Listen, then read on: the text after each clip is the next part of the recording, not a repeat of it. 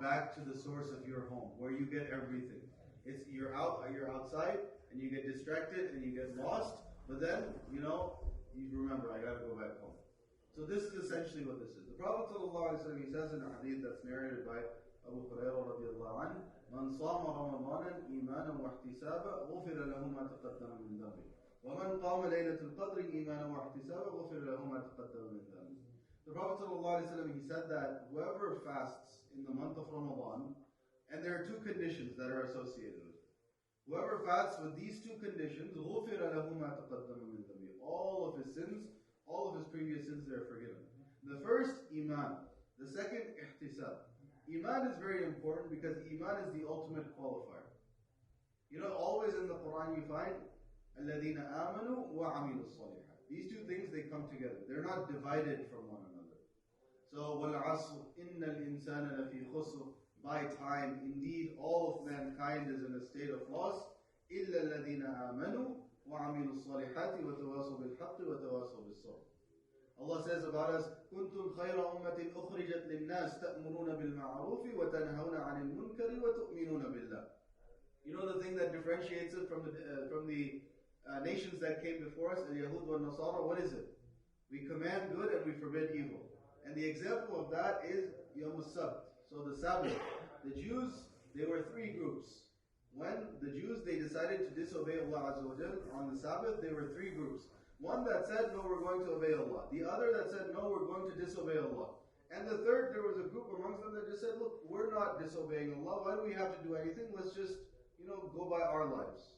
Let's just not be concerned. Let's just be indifferent to what these people are doing. Their test is with Allah. Allah will deal with them. But Allah, according to some of the Mufassirun, Allah Azza wa Jalla punished not only them, those who disobeyed, they also punished the ones who were silent. Also punished the ones who were silent. Because it is not enough for us to just focus, on ourselves, but part of focusing on ourselves is the islah of the community, of our brothers and of our sisters and everybody that is around us. We work together as a jama'ah. And so this is very important. كُنْتُمْ خَيْرَ أُمَّةٍ أُخْرِجَتْ لِلنَّاسِ تَأْمُرُونَ بِالْمَعْرُوفِ وَتَنْهَوْنَ عَنِ الْمُنكَرِ. And then تُؤْمِنُونَ بِاللَّهِ. But the thing is, Iman is always tied in with our actions, our deeds. Now this brings up an interesting question. This is a philosophical question that I'm sure many of us might have come across. I know, especially the youth, if you're studying in university or something like that, this is a question that is very common. You'll see, they'll say, well, what if a person does good? They don't believe in Allah.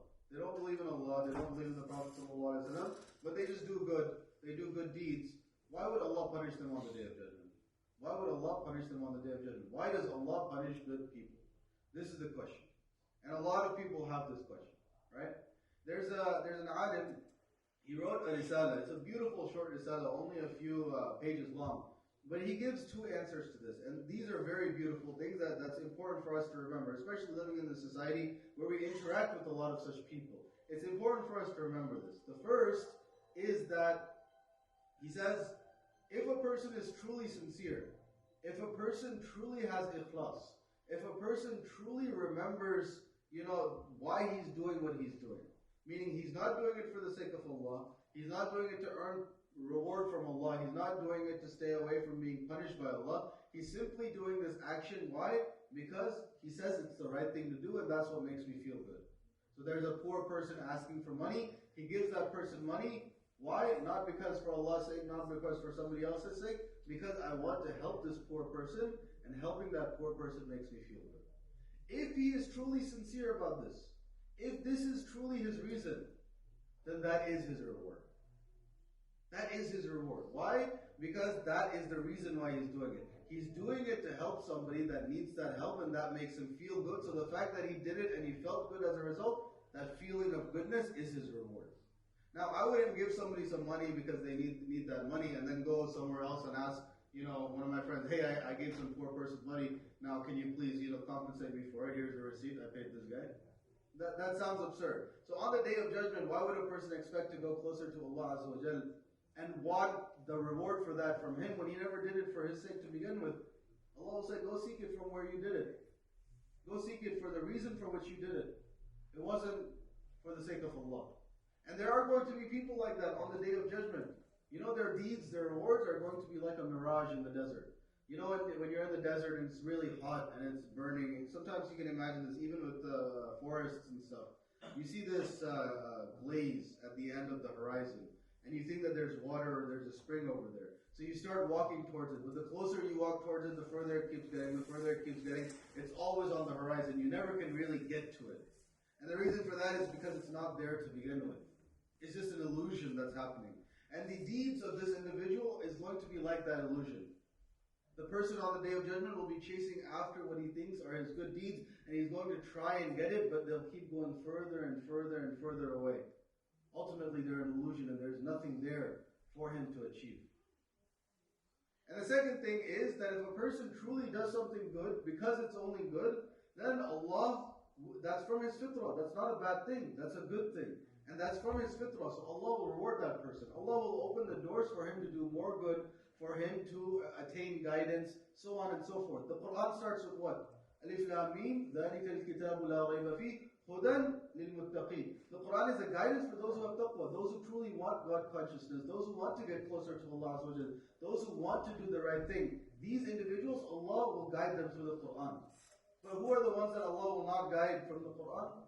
You know, throughout the Quran, He says that Allah will not guide those who are al-fasiqeen, al-zalimeen, those who are corrupt in their actions and their behaviors, those who don't want to do good, those who are oppressive, so on and so forth. They're the ones that have to worry about being led away and never being guided by the Quran, about the Quran being proof against them. But if somebody truly wants good, then Allah will open the doors for guidance and hidayah for them. So Iman, that's the first thing. And the second thing, the last thing is ihtisab. To be, wanting goodness from Allah Azza wa Jalla, and to be counting your deeds. Calculating it in such a way that you're expecting the reward of Allah Azza wa Jalla. That's also very important.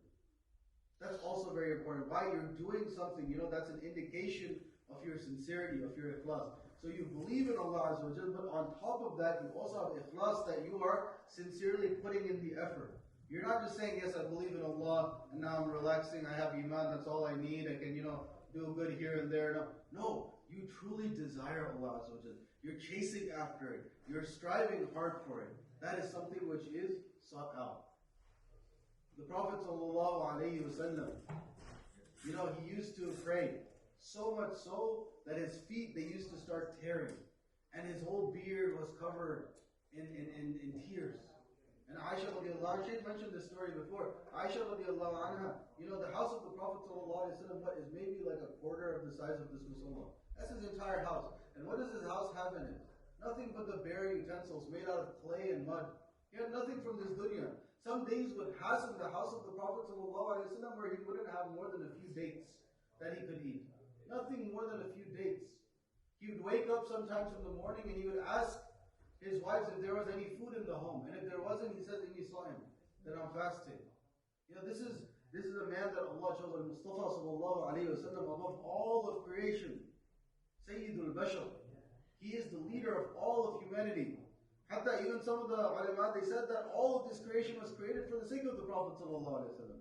This is the rank that Allah Azza wa Jalla has given the Prophet of Allah sallallahu alayhi wa sallam. But there would be days in his home where there is no food for him to eat, so he has to fast. And he never sought after these things from the dunya. He never sought after that. What did the Prophet ﷺ seek?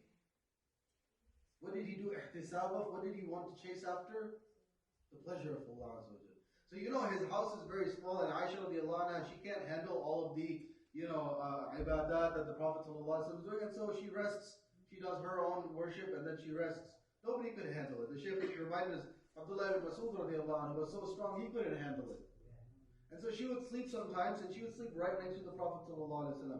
And sometimes when he would go down into ruku' and then he would go down into sajda, her foot would be right there. And he would slowly, put her foot to the side and then do sajda properly.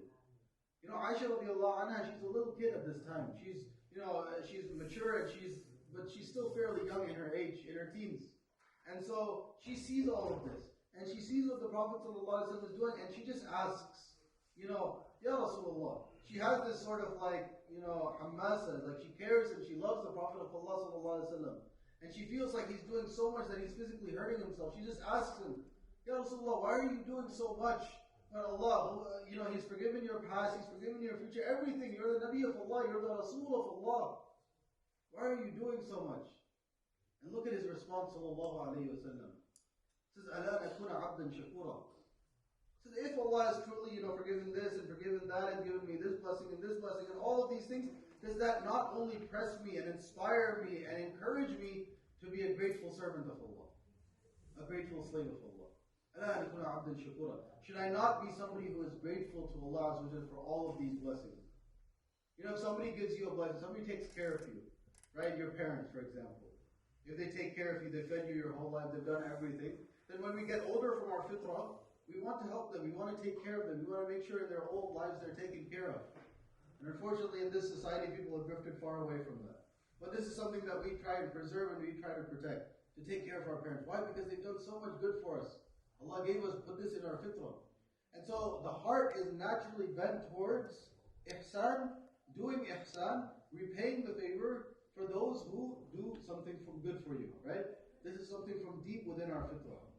Well then what about the one who created us, the one who sustains us, the one who grants us breath, the one who grants us the ability to see, the one who grants us the ability to hear, the one who gave us our parents, the one who gave us our children, the one who gave us the Quran, and the one who gave us the Prophet of Allah sallallahu alayhi wa sallam and his guidance and his way and his prophetic model.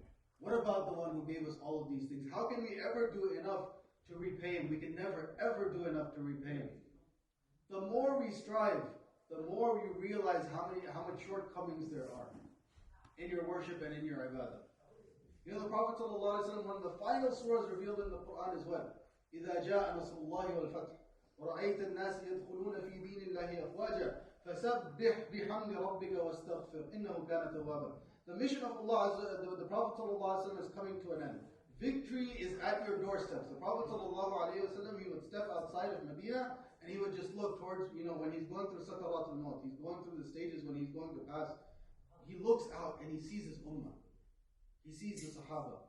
They're continuing. Abu Bakr as-Siddiq radiallahu anhu, he's leading them in Salah. They're praying behind him in Salah. And they're worshipping Allah as the Prophet ﷺ showed them how to worship Allah. He is seeing the success in front of his eyes. And then what does Allah tell him? This is something Ibn Abbas radiallahu anh, he gave tafsir of with Umar radiallahu anh later during his khilafah, even though he was very young. He invited him to sit with all of the senior Sahaba and he said, explain this ayah. And he explained it and he said he's correct. Umar radiallahu anh, he said that he is correct. He said that this indicates that the message of Allah was coming to an end. And the mission of the Prophet was coming to an end. What does Allah tell him in this surah?